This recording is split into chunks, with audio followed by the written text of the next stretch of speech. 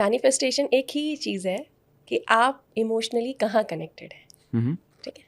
Manifestation का मतलब क्या है कि जो कुछ आप सोच रहे हैं वो आप चाहते हैं, मतलब वो रियलिटी में आ गया, मटेरियलिस्टिकली आ गया, तो आप ये मान रहे हैं कि वो मैनिफेस्ट हो चुकी है। करेक्ट। ठीक है।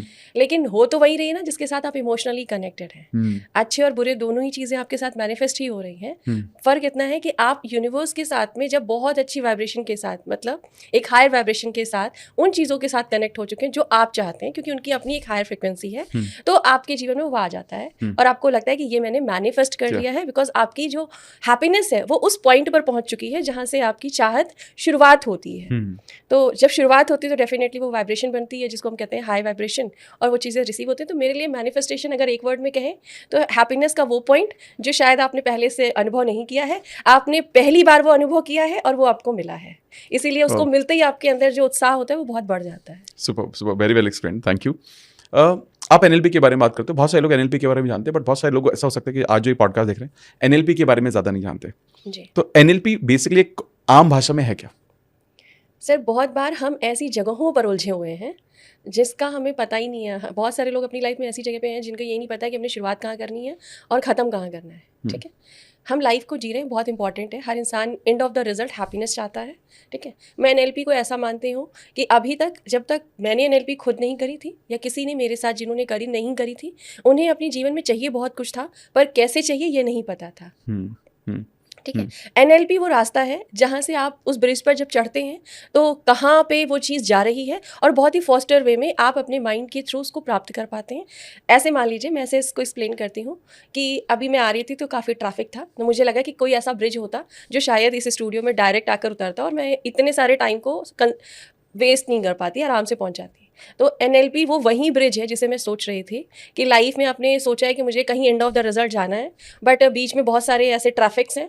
वो ट्रैफिक्स आपके अपने माइंड के हैं, कुछ बाहर की आवाज़ों के साथ, इवेंट के साथ है, कुछ आपकी खुद की बनाई हुई हैं। तो उस ब्रिज पे जब आप चढ़ते हो तो आपको ईजिली आपका गोल मिल जाता है। तो वो ब्रिज एक तरह का एनएलपी है जो आपके माइंड के जो ट्रैफिक है उसको हटाने का काम करता है। ट्रैफिक इन द सेंस नकारात्मक जो भी थॉट प्रोसेस आपके अंदर चल रहे हैं। कई बार खुद भी आप इल्यूजन कर लेते हो, मेरे साथ ऐसा होगा तो वो भी आवाज़ें आपके अंदर पड़ी हुई हैं। ऐसा नहीं है कि सोचा हुआ एक सिंगल थॉट आपके जीवन में इम्पैक्ट नहीं डालता। अगर आप एक सिंगल टाइम डर भी रहे कि मैंने एग्जाम दिया और उस लेवल पर नहीं आया तो वो भी वो आपके जीवन में वो मैनिफेस्ट होता है।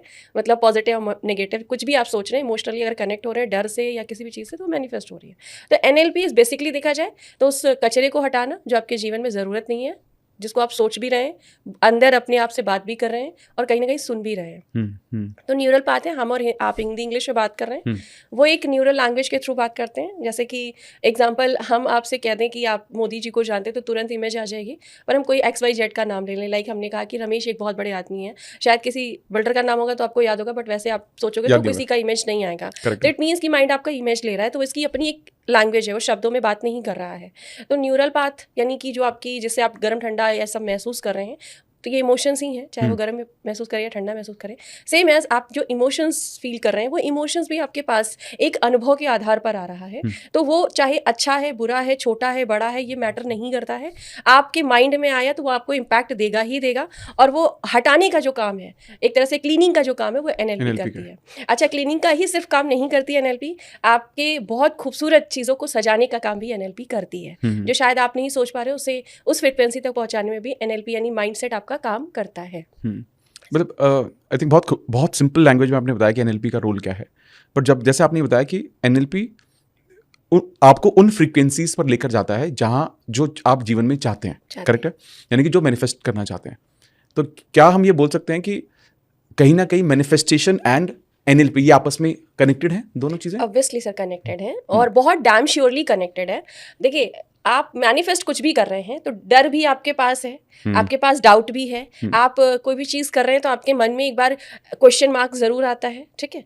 उन क्वेश्चन मार्क्स को हटाने में एनएलपी सहायक होता है, और फिर आप मैनिफेस्ट की जो भी थेरेपी यूज कर रहे हैं, जो भी टेक्निक्स लगा रहे हैं, उसको फास्टर वे में कहते हैं टाइमलाइन बढ़ा देता है वो। तो वो टाइमलाइन बढ़ाने इन द सेंस हो सकता है कोई चीज आप मैनिफेस्ट कर रहे हो पिछले 4 सालों से आपसे मैनिफेस्ट नहीं हो रही है, आपने एनएलपी करी, अपने उस कचरे को हटाया या उस डर को हटाया, तो वही मैनिफेस्टेशन हो सकता है कि अगले 2 महीने के बाद हो ही जाए आपके पास। तो एनएलपी उस आपके जीवन में आपने जो गोल तय किया उसके रास्ते को लंबे की बजाय ब्रिज का काम करता है, छोटा कर देता है। खूबसूरत, बहुत सही, बहुत सही। अब ये जब आप बात कर रहे हो, बहुत सारे जो एनएलपी का जो प्राइम पर्पस है, इसका मतलब ये है कि कैसे आप अपने जीवन में जिस रास्ते पर आप जा रहे हो, जो अड़चनें आपको जीवन में आती है, चाहे लाइफ के किसी भी एरिया में हो, उसको हटाने का काम करता है।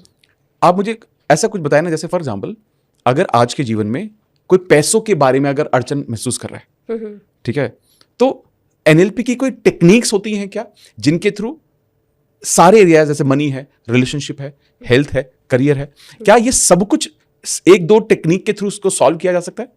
हाँ सर, कुछ 1-2 टेक्निक्स हैं जिस पे आप, जैसे मान लीजिए कि ऐसा नहीं कि प्रॉपर पूरा आप 1-2 टेक्निक लगा के कर सकते हैं। भाई अगर आपको मान लीजिए कोई बीमारी है और आपको डॉक्टर ने बोला है कि आपको 1 महीने का पूरा प्रोसेस करना है, लेकिन आपने सोचा कि 10 दिन करके मुझे आराम मिल गया, मैं छोड़ दूं, तो आपको रिलीफ मिलके आपको एक हैप्पीनेस है, कंफर्टेबल तो मिल जाएगा, पर वो अंदर है बॉडी के, तो वो आज नहीं तो कल फिर वापस से इम्पैक्ट डालेगा। ठीक है, तो प्रोसेस तो आपको पूरा करना चाहिए, ऐसा मेरा सजेशन एज एनएलपी कोच। और जब आप ऐसा करते हैं, मान लीजिए आपने मनी से रिलेटेड कहा या 1-2 टेक्निक लगाने से, तो इससे ये होगा कि हो सकता है आप बिल्कुल एक स्टक हैं, आप 2-3 प्रोसेस कर रहे हैं, उसकी वजह से आपकी लाइफ में जो स्टकनेस है उसके रास्ते खुल जाएंगे। ठीक है, तो जहां तक खुले वहां तक आप पहुंच जाओगे। हो सकता है आज आप 50 अर्न कर रहे हैं, एक एग्जांपल के तौर पे आपने ये टेक्निक अप्लाई की, हो सकता है 2 लाख 3 लाख 5 लाख 10 लाख के अबव आप चले जाओ, लेकिन अगर आपके मन में विचार है कि मैं सीआर में अपने आप को क्रिएट करूं, तो आपको प्रोसेस पूरा करना पड़ेगा, क्योंकि मनी हो या कोई भी चैलेंज हो, उसका जो भी ब्लॉकेज आ रहा है वो आज का नहीं है।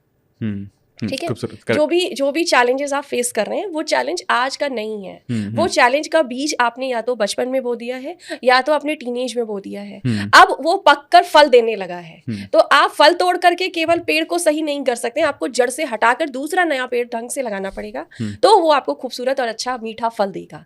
तो कहीं ना कहीं बचपन में जब आपके पेरेंट्स या हम ऐसी लाइफ में जी रहे होते हैं जहाँ पैसे को लेकर के गलत थॉट प्रोसेस रहे हैं, पैसा अमीरों के पास आता है, मतलब ये बहुत कॉमन चीज़ है, पर जो सबसे ज़्यादा मैंने देखा है कि शब्द से ज़्यादा अनुभव इंपॉर्टेंट होता है। अगर बचपन में क्राइसिस देखा है बच्चे ने, ठीक है, छोटी छोटी चीज़ों के लिए, पैसों के लिए पेरेंट्स को इमोशनली परेशान होते देखा है, तो शब्द आए हों या ना आए हों, वो बच्चा इमोशनली फाइनेंशियली ब्लॉकेज अपने अंदर लगा ही लेगा। ठीक है, और जब तक उसको रिमूव नहीं किया जाएगा, तो जो वो सीआर में अपने आप को क्रिएट करने की कोशिश कर, मेरा कहने का मतलब है CR in the sense abundance में खुद को लाने की कोशिश कर रहे हैं, वहां तक वो नहीं पहुंच पाएगा। हो सकता है कि पहला दरवाजा खोल ले, लेकिन अंतिम दरवाजे का अनुभव वो ना कर पाए। ठीक है, तो अंतिम दरवाजे का अनुभव करने के लिए आपको उसको प्रोसेस पूरा करना पड़ेगा। मैं 1-2 टेक्निक जैसे ऐसे बता सकती हूँ कि आप कर सकते हैं। जैसे सबसे ज्यादा क्या होता है कि हमारी सबसे खराब चीज होती है कि हमारी जो सांसें हैं वो बहुत अधूरी हैं। हाँ, ठीक है, और अधूरी सांसों के कारण अधूरा हर चीज है। आप खुद में अधूरापन भी अधूरी सांसों के कारण ही अनुभव कर रहे हैं। तो आप पूरी सांसें पहले लेना शुरू करें, क्योंकि आपके अंदर पंच तत्व है, अग्नि तत्व आपकी नाभि में है, ऊपर नहीं है वो, मतलब वो आपका जो प्राणा है वो आपके हार्ट चक्र पे नहीं है, वो नेवल एरिया पे है। तो जब आप सांसें पूरी लेंगे तो अग्नि पे कभी भी वायु अगर की जाए तो वो फ्लोट होती है, बढ़ती है। तो इसीलिए पूरा जो हमारा स्वर विज्ञान है या जो हमारी योग विद्या है या जो हम मेडिटेशन कराते हैं, इवन एनएलपी या मैनिफेस्टेशन कराते हैं, इसमें भी पहले हम प्रोसेस ये करते हैं कि इंसान पहले पूरी सांसें ले।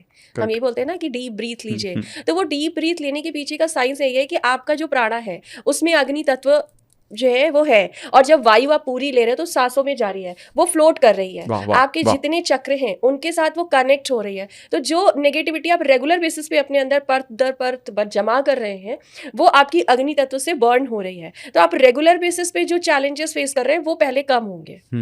ठीक है, तो बहुत ही छोटी चीज़ है कि आप अपने जीवन में पूरी सांसें लेना शुरू करें।